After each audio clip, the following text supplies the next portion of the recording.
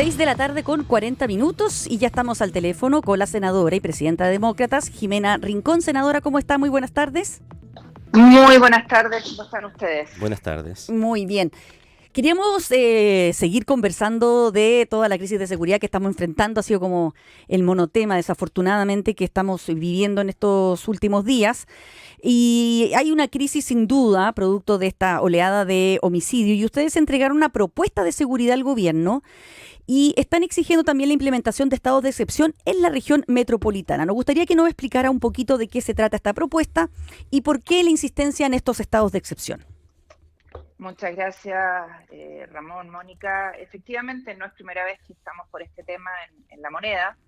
Hace más de un año atrás llevamos una propuesta concreta al gobierno y hoy día venimos con esta propuesta obviamente actualizada con 6 ejes, donde está el tema del control fronterizo migratorio y delincuencia, la tolerancia cero al crimen organizado y del terrorismo, erradicar el narcotráfico, el control de armas y delincuencia, democratizar la seguridad, nueva y mejor institucionalidad y la agenda legislativa, tanto proyectos de ley, mociones parlamentarias como reformas constitucionales que hemos presentado y que son 22 en total, que aún no termina su tramitación en el Congreso, sin contar con los que ya han visto la luz. Y aquí el tema es súper simple.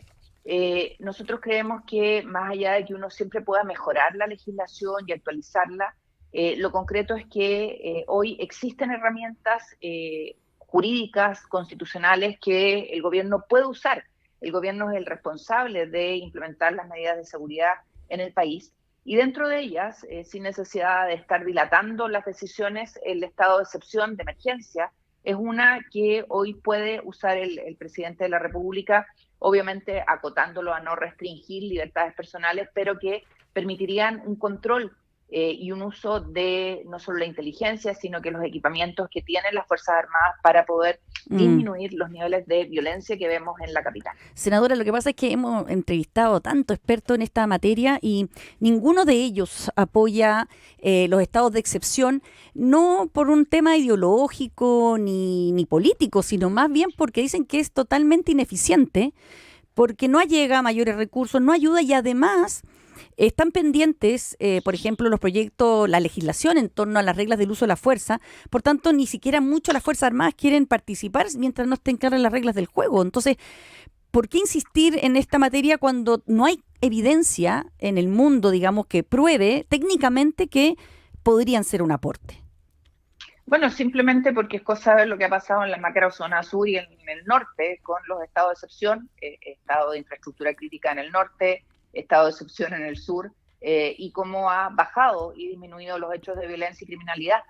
Por lo tanto, la evidencia empírica en esta materia es evidente y los estados de excepción acompañados, por cierto, de todo lo que dice relación con procesamientos y la acción de la Fiscalía, han dado buenos resultados y son datos que maneja el Ministerio del Interior, que son públicos y conocidos y que dan cuenta de que usando las herramientas legales y constitucionales, el efecto en la criminalidad es evidente. Por lo tanto, más allá de lo que digan los expertos, la evidencia en nuestro país dice que estos estados de excepción han ayudado en el norte y en el sur. Y cuando uno mira, y estos son datos que hoy día entregó el ministro de Justicia a nuestro diputado Miguel Ángel Calisto, que hay un 30% de aumento en la población penal, que hay un 128% de sobrepoblación carcelaria, que el 93% de los detenidos en las cárceles de máxima seguridad son de procedencia venezolana y colombiana y que hay más de 1.200 bandas criminales. Uno tiene que obviamente entender que tenemos que usar las herramientas que tenemos y no podemos esperar, por ejemplo, a que la ley de infraestructura crítica pueda discutirse el 5 de septiembre, que es el plazo que pidió el Ejecutivo para presentar las indicaciones. Y por lo tanto es necesario acelerar y usar, insisto, las herramientas que existen, más allá de que podamos ir perfeccionando la legislación. Pero entiendo que el gobierno estaba apurando ese plazo del 5 de septiembre, ¿o no?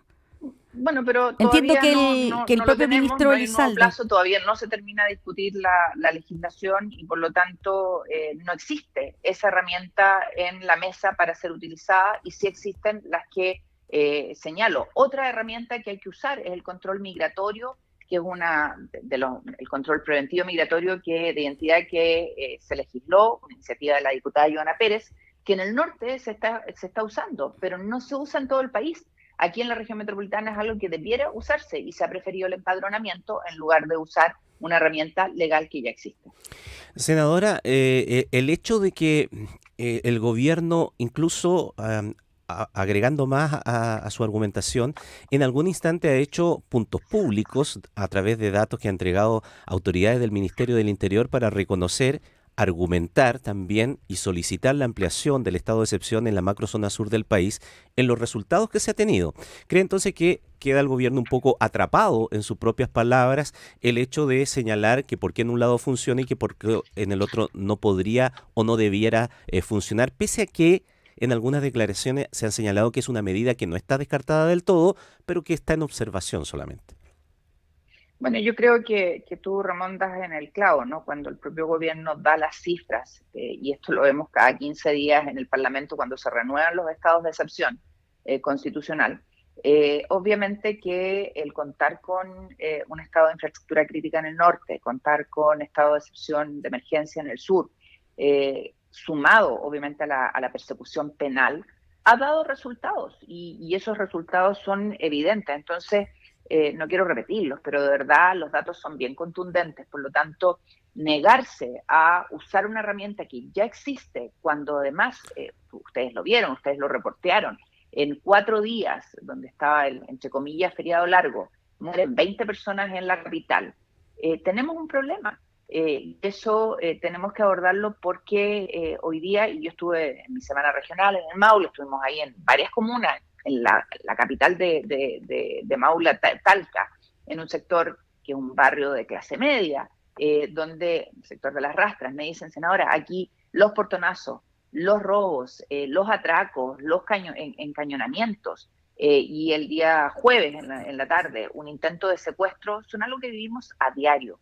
Entonces, no es solo en la capital, es también lo que está viviéndose en otras partes de nuestro país. ¿Usted hace alguna distinción en cuanto al estado de excepción en particular que eventualmente podría utilizarse para este tema, pensando en una réplica de lo del sur o hacia un estado de sitio? Lo digo porque una cosa son las herramientas que entrega un estado de excepción y otra cosa es utilizar cada una de ellas hasta el máximo, ¿no? Y coloco el ejemplo del estado de sitio porque tal vez lo que más llama la atención es aquel párrafo que señala que las personas pudieran ser detenidas en lugares que no son cárceles o destinadas a esos fines. Exactamente, que es el estado de sitio. Estado de sitio, claro. Y creo que los colegas que lo plantearon, que entiendo que son del Partido Socialista, yo creo que fueron un poco más allá de lo que nosotros estamos planteando. Nosotros estamos planteando un estado de emergencia y además intermedio, sin perturbar las libertades personales, pero que permita usar la infraestructura de las Fuerzas Armadas, usar los drones, la inteligencia, acompañar la labor de carabineros y las policías. ¿Por qué? Porque claramente es insuficiente. ¿Sabes lo que me decían a mí en el Maule estos días cuando se hizo el anuncio de 500 carabineros adicionales para la región metropolitana? Me decían, senadora, ¿y qué pasa con nuestro territorio? ¿Nos van a sacar gente de acá? Entonces, por eso es tan importante el pensar que acompañar la labor de las policías y de carabineros y no pensar en una cosa como el estado de sitio, que creo que ya es muy extrema, no se ha usado en democracia, y recogiendo la experiencia del sur y del norte es lo que debiera ocuparse mientras se avanza en la legislación que el gobierno y el Parlamento, por cierto, está usando. Senadora, son varios los puntos de la propuesta de ustedes, como control fronterizo, migratorio y delincuencia. Esos son como titulares, pero ¿qué nuevo proponen en términos del control fronterizo? Porque son cosas que el gobierno ha intentado hacer. El problema es cómo que sean efectivas, ¿no? Partiendo por dar aplicación a la ley 21.567 de control de identidad migratorio para identificar a los migrantes irregulares.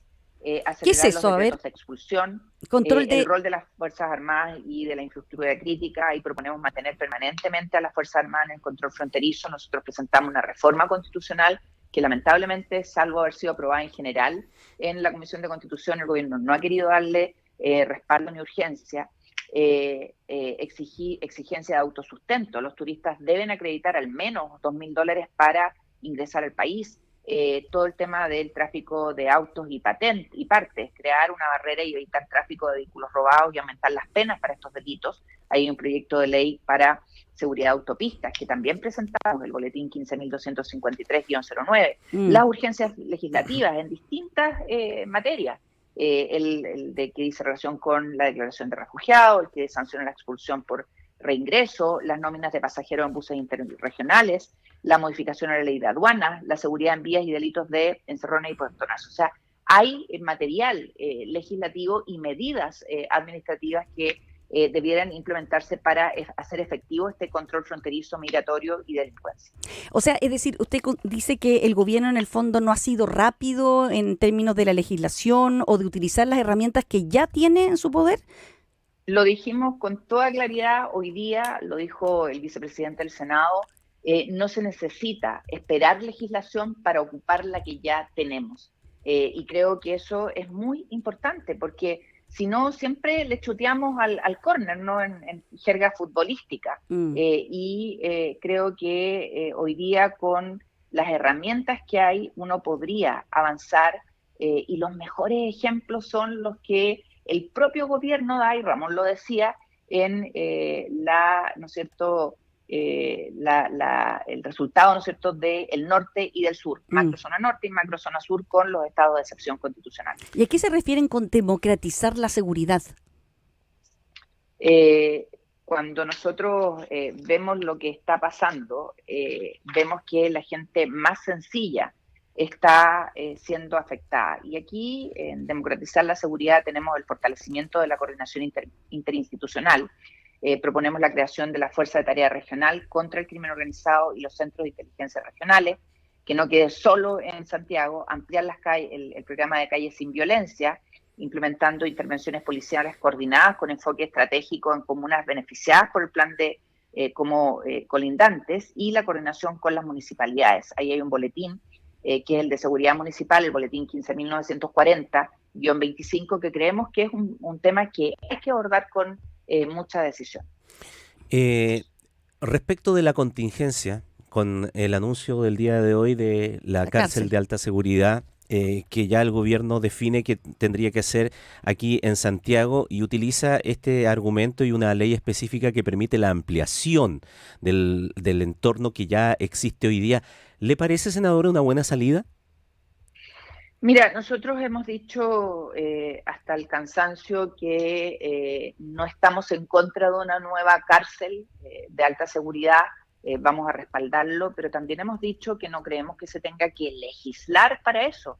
La ley 21.636, que establece reglas especiales tratándose de la construcción, alteración, ampliación, reparación o reconstrucción de establecimientos penitenciarios, y modifica otros cuerpos legales, creemos que es suficiente para abordar esto. Ahora, si hay que hacer alguna adecuación porque no estuvo precisamente contemplado, bueno, hagámosle una modificación específica a esa ley, que es de data reciente.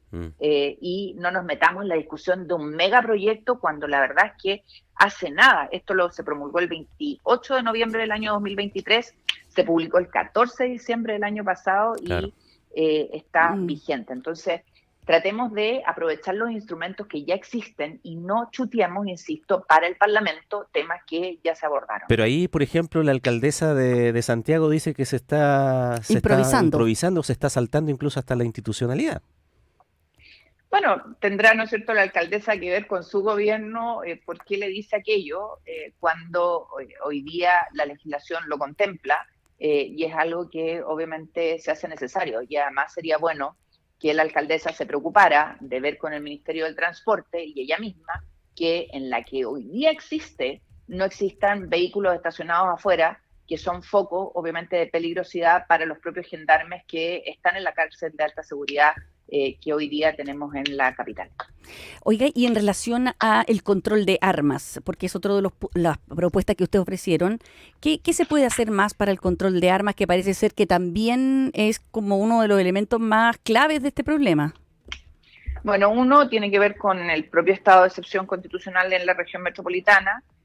Dos, el aumento de penas a la tenencia de armas ilegales. Creemos que ahí hay que eliminar todos los vestigios que haya de la legislación de beneficio alternativo, y el dotar a las policías de mejor armamento para que tengan efectivamente poder de fuego. Y, por cierto, terminar la tramitación de las reglas de uso de la fuerza, que tiene urgencia, es el boletín 15.805, que es RUF de Carabineros y Fuerzas Armadas, y por cierto modernizar la ley de armas, que es la ley 21.412, que sin lugar a duda necesita complementarse para combatir el mercado ilegal, que es algo que existe hoy día en nuestro país. Solo para terminar, usted lo dijo al pasar, pero parece de suma importancia que se ponga énfasis en el tema de la internación, ¿eh? Porque uno se pregunta, claro, las armas de dónde llegan y todo aquello, pero uno recibe información, denuncia de que se importan por partes, que llegan pedazos de aquí, pedazos de allá, que importan silenciadores, que llegan a través de, incluso hasta de correos formales. Entonces, pero no hay capacidad para pesquisar todo aquello. Bueno, y ahí el trabajo, Ramón, con aduana, para obviamente ver todo ese capítulo, ¿no? Y yo agrego una cosa más, ustedes supongo que lo han visto, todos los TikTok que circulan con las fiestas, las mega fiestas de estas bandas que se hacen en parcelas en la ruralidad de la región metropolitana. Yo fui intendenta de esa región, así que me tocó ver digamos, lo extenso que es la ruralidad en la metropolitana.